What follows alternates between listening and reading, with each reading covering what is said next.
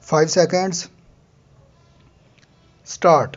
Polio eradication efforts in the country appear to have suddenly taken a giant leap backwards. Full stop. A day after vaccination campaigns kicked off in Sindh and six high risk districts of KP, two policemen guarding polio workers were attacked and killed by unknown assailants in Tank district on Tuesday. Full stop. Though the attackers appear to have spared the polio workers, their message was once again loud and clear. Full stop. Even though there had been zero polio cases for about 15 months before April, such attacks had continued to hang like the sword of Damocles over those involved in polio eradication efforts. Full stop. Paragraph.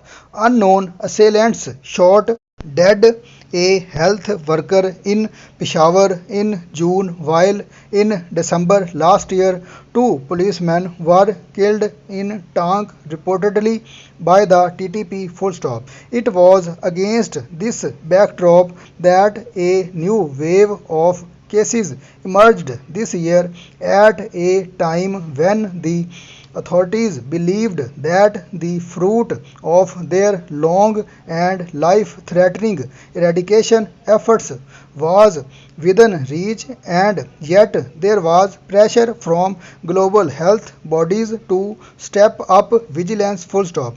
As it turned out, greater effort was ended, as demonstrated by the aggressive resurgence of polio cases since April 14 in all from a cluster of high risk areas in KP. Full stop. This was a sign that vaccine resistance and mistrust of polio eradication efforts were far more deeply entrenched than previously acknowledged. Full stop. Families of children recently affected by polio had reportedly refused the vaccination for their offspring. Full stop. Unfortunately, no eradication goal can be achieved unless the politicians are on board. Full stop. Paragraph.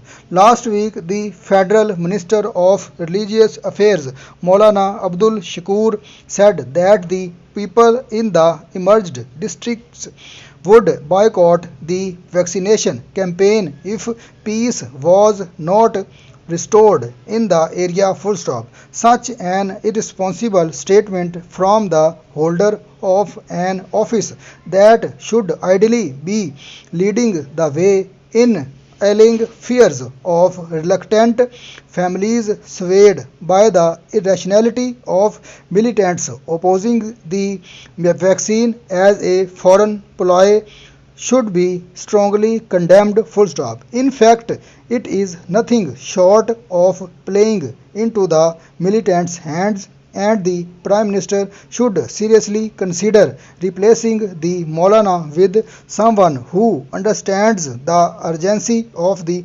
situation and the need to counter false narratives. Full stop. The end.